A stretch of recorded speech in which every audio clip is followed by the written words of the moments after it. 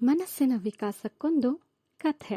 ಹಿಮಾಲಯದಲ್ಲಿ ಒಬ್ಬ ವ್ಯಕ್ತಿ ದೀರ್ಘ ತಪಸ್ಸು ಮಾಡಿ ಒಂದು ಸಿದ್ಧಿಯನ್ನ ಪಡ್ಕೊಂಡಿರ್ತಾರಂತೆ. ಅದಾದ ನಂತರ ಒಂದು ಊರಿನ ಸಂಚಾರಕ್ಕೆ ಅಂತ ಹೊರಟಾಗ ಆ ಸಿದ್ಧಿಯನ್ನ ಪರೀಕ್ಷೆ ಮಾಡಬೇಕು ಅಂತ ಅನ್ಕೊಳ್ತಾರೆ. ಆ ಸಿದ್ಧಿ ಏನಪ್ಪಾ ಅಂದ್ರೆ, ಈ ಮಣ್ಣು, ಮರಳು, ಗಿಡ, ಮರ, ನೀರು, ಬೆಟ್ಟ, ಗುಡ್ಡ, ಪಕ್ಷಿ, ಪ್ರಾಣಿ ಈ ಎಲ್ಲದರ ಹತ್ರ ಮಾತನಾಡುವಂತಹ ಒಂದು ಸಿದ್ಧಿ. ಅಂದ್ರೆ ಇವರು ಈಗ ಹೇಳಿದಂತಹ ಎಲ್ಲದ್ರ ಹತ್ರನೂ ಮಾತಾಡಬಹುದು, ಮತ್ತೆ ಅವ್ರು ಏನೇ ರಿಪ್ಲೈ ಮಾಡಿದ್ರು ಅದು ಇವ್ರಿಗೆ ಅರ್ಥ ಆಗತ್ತೆ ಅನ್ನುವಂತಹ ಒಂದು ಸಿದ್ಧಿ. ಸೊ ಇದರ ಪರೀಕ್ಷೆ ಮಾಡಬೇಕು ಅಂತ ಒಂದು ಊರಿನ ಸಂಚಾರಕ್ಕೆ ಅಂತ ಹೊರಟು ಅಲ್ಲಿ ಸಿಗುವಂತಹ ಗಿಡ, ಪಕ್ಷಿ, ನೀರು ಈ ಎಲ್ಲದರ ಹತ್ರನೂ ಮಾತಾಡಿಸ್ಕೊಂಡು ಬರ್ತಾ ಇರ್ತಾರಂತೆ. ಅವರಿಗೂ ತಾನು ಪಡೆದಿರೋ ಸಿದ್ಧಿ ಮೇಲೆ ನಂಬಿಕೆ ಬಂದು ಹಾಗೆ ಮುಂದೆ ಹೋಗ್ತಿರ್ತಾರಂತೆ. ತನ್ನ ದಾರಿಗೆ ಎಡದಿಂದ ಬಲಕ್ಕೆ ಒಂದು ಬೆಕ್ಕು ಅಡ್ಡ ಬರುತ್ತಂತೆ. ಆಗ ಅವರು ಆ ಬೆಕ್ಕನ್ನ ಕೇಳ್ತಾರಂತೆ, ನಿಂತ್ಕೋ, ಎಲ್ಲಿಗೆ ಹೋಗ್ತಿದ್ಯಾ ಅಂತ. ಹೊಟ್ಟೆ ತುಂಬಾ ಹಸಿತಿತ್ತು, ಅದಕ್ಕೆ ಆ ಒಂದು ಇಲಿಯನ್ನ ಹುಡ್ಕೊಂಡು ಹೋಗ್ತಿದ್ದೀನಿ, ಅದ್ ನನಗೆ ಕೈಗೆ ಸಿಗ್ತಾ ಇಲ್ಲ ಅಂತ ಹೇಳತ್ತಂತೆ ಬೆಕ್ಕು. ಸೊ ಅದಕ್ಕೆ ಈ ವ್ಯಕ್ತಿ ಹೇಳ್ತಾರಂತೆ, ಹೊಟ್ಟೆ ತುಂಬಿದ ಮೇಲೆ ಏನ್ ಮಾಡ್ಬೇಕು ಅಂತ ಇದೆಯಾ ಅಂತ ಕೇಳುತ್ತಾರಂತೆ. ಅದಕ್ಕೆ ಆ ಬೆಕ್ಕು ಹೇಳತ್ತಂತೆ, ನನಗೆ ತುಂಬಾ ದೀರ್ಘಕಾಲದ ಒಂದು ಆಸೆ ಇದೆ. ಅದೇನಂತಂದ್ರೆ, ಇತ್ತೀಚೆಗೆ ನನ್ನ ಒಡೆಯ ಅವನೊಟ್ಟಿಗೆ ಕಾಡಿಗೆ ಹೋಗಿದ್ದೆ. ಅಲ್ಲಿ ನನ್ನದೇ ತರಹದ ಬಟ್ ಬೃಹದಾಕಾರದ ಒಂದು ಪ್ರಾಣಿಯನ್ನ ನೋಡಿದೆ. ಅದೇನಂತಂದ್ರೆ ಹುಲಿ ಅಂತ ನನ್ನ ಒಡೆಯ ಅವರೆಲ್ಲ ಮಾತಾಡ್ತಿದ್ದಿದ್ದು ನಾನು ಕೇಳಿಸ್ಕೊಂಡೆ.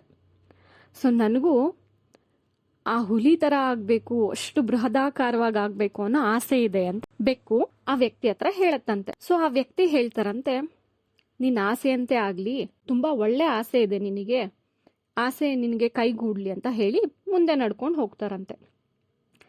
ಹೀಗೆ ಎಷ್ಟೋ ದಿನ ಕಳಿಯತ್ತೆ, ಎಷ್ಟೋ ವರ್ಷ ಕಳಿಯತ್ತೆ. ಮತ್ತೆ ಆ ವ್ಯಕ್ತಿ ಹಿಮಾಲಯಕ್ಕೆ ಹೋಗ್ತಾರೆ, ತನ್ನದೇನೋ ತಪಸ್ ಮಾಡ್ಕೋತಾರೆ, ಮತ್ತೆ ಇನ್ನೊಮ್ಮೆ ಏನೋ ಸಿದ್ಧಿ ಗಳಿಸ್ಕೊಳ್ತಾರೆ. ಹಾಗೆ ಮತ್ತೆ ಊರಿನ ಸಂಚಾರಕ್ಕೆ ಬರುವಾಗ, ಅವತ್ತು ಒಂದು ಊರಿಗೆ ಬಂದು ಬೆಕ್ಕಿನ ಹತ್ರ ಮಾತಾಡಿದ್ರಲ್ವಾ, ಅದೇ ಊರಿಗೆ ಬಂದು ಸಂಚಾರ ಮಾಡುವಾಗ ಮತ್ತೆ ಒಂದು ಬೆಕ್ಕು ಎಡದಿಂದ ಬಲಕ್ಕೆ ಹೋಗ್ತಿತ್ತಂತೆ. ಇವರು ಎಲ್ಲಾ ಪ್ರಾಣಿ ಪಕ್ಷಿಗಳನ್ನ ಮಾತಾಡ್ಸೋದು ಇವರಿಗೆ ಮೊದಲೇ ಸಿದ್ಧಿಸಿದ್ರಿಂದ ಆ ಬೆಕ್ಕನ್ನ ನಿಲ್ಸಿ ಕೇಳ್ತಾರಂತೆ, ಏನ್ ಮಾಡ್ತಿದ್ಯಾ ಅಂತ. ಆಗ ಆ ಬೆಕ್ಕು ಅಚಾನಕ್ ಆಗಿ ಇವರನ್ನ ಗುರ್ತು ಹಿಡಿಯತ್ತಂತೆ. ಓ ನೀವು, ನಾನು ಅವತ್ತು ನಿಮ್ಮನ್ನ ಮಾತಾಡ್ಸಿದ್ದೆ ನೆನ್ಪಿದ್ಯಾ ಅಂತ ಕೇಳತ್ತಂತೆ. ಆಗ ಈ ವ್ಯಕ್ತಿ ನಕ್ಬಿಟ್ಟು ಕೇಳ್ತಾರಂತೆ, ಇಲ್ಲಿ ಹಿಡಿಯಕ್ ಹೊರಟಿದ್ಯಾ ಅಂತ. ಹೌದು, ತುಂಬಾ ಹೊಟ್ಟೆ ಹಸಿತಿತ್ತು, ಅದಕ್ಕೆ ಹೋಗ್ತಿದ್ದೆ, ಅದು ನನ್ನ ಕೈಗೆ ಸಿಕ್ತಿಲ್ಲ ಅಂತ ಹೇಳತ್ತಂತೆ ಬೆಕ್ಕು.